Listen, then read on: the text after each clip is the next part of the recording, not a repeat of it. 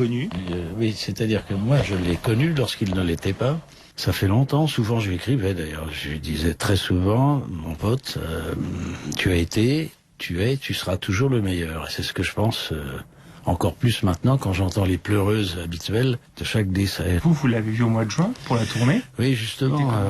Oui, bah alors c'était difficile. Là, une fois de plus, je lui tire mon chapeau parce que il a eu un courage mais énorme. Tout le monde oubliait qu'il avait telle ou telle maladie, cette espèce de crabe de merde. Là.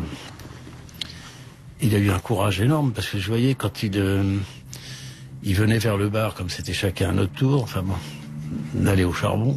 Lui, il envoyait vraiment la patate, la sauce, comme on dit, enfin tout ça.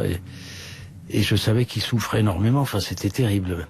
Là, le côté coulisses, c'était pas beau à voir parce que ça faisait mal, quoi. Mal pour lui, c'était assez gênant, quoi.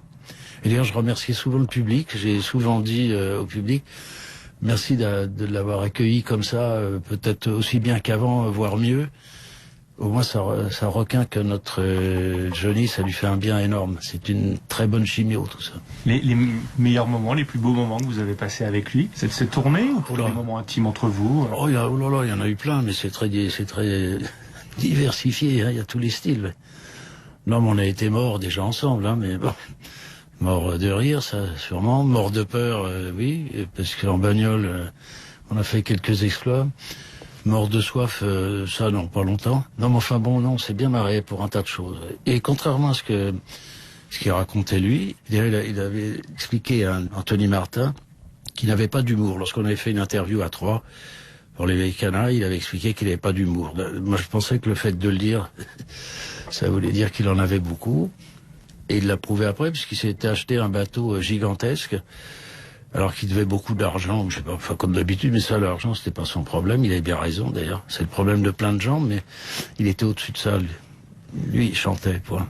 Et des gens raisonnables disaient, pourquoi t'achètes un bateau, etc. Il lui répondait pour aller sur l'eau. Voilà, moi, je tire mon chapeau à ça, une fois de plus. Je vais être chaud à force de tirer mon chapeau à ce monsieur. En tout cas, voilà.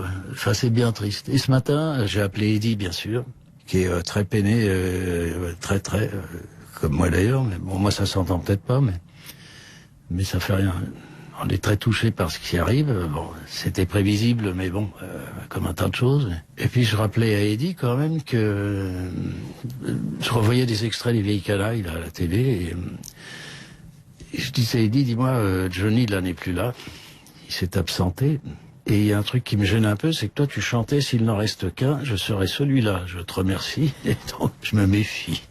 Qu'est-ce que vous voudriez que les gens retiennent de garde de ce géant? Oh, bah, il sera toujours présent. Beaucoup plus que un tas d'autres chanteurs. Il sera beaucoup, parce qu'il a marqué beaucoup plus, un tas de jeunesse, enfin, je sais pas, puis il a pas chanté que l'amour. Il a chanté un tas de choses. Il représentait aussi pas mal de rebelles, enfin tout ce qu'on veut. Il restera beaucoup plus que d'autres. Enfin pour moi, mais c'est peut-être parce que mon enfance c'est un peu lui, mais je pense, je veux dire, enfin on dira peut-être la même chose de Charles Aznavour. Enfin il m'entend pas, il est sourd, donc je peux dire ça. Vous êtes connu en quelle année avec Johnny?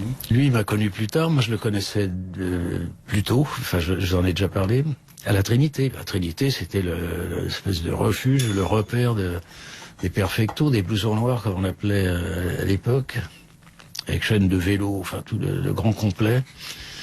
Et donc il passait là très souvent, puis il avait quand même 2 têtes de plus que les autres par rapport à l'époque, quoi. Des yeux super bleus, machin, puis il avait une démarche, on disait il roule et tout, enfin c'était parfait, il roulait des mécaniques parfaitement. Et donc j'étais en admiration devant ce mec-là. Et puis après il a su que je jouais de la guitare, et on était très jeunes quand même, hein. Enfin, c'est dans les 15-16 ans. Ouais. Et puis petit à petit, il est allé chez Vogue. Et bon, j'ai fait des surbooms avec lui, comme on disait. Là. Puis tout de suite, ça a été une révélation, ce qui était tout à fait logique. Puis il était passé, c'est où à l'Alhambra, hein, c'est ça. C'était Raymond DeVos, je crois. Je me rappelle que de sa chemise, quand même. Il avait une chemise en dentelle noire, avec des chemises bouffantes. Ça me faisait marrer. Mais lui, t'expliquait très sérieusement que c'était quand même pour le boulot, fallait mettre ce genre de truc, quoi. Voilà. Bon. Qu'est-ce que vous pouvez me raconter des derniers moments que vous avez passé avec lui? C'est vraiment la tournée, hein.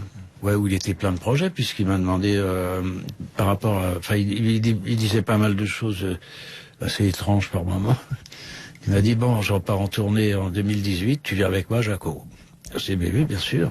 J'allais pas lui dire autre chose, mais il avait une patate, c'est incroyable, quoi. Quel courage. Oh la vache. Il avait beau faire de la gonflette, enfin de s'entretenir, les muscles, etc.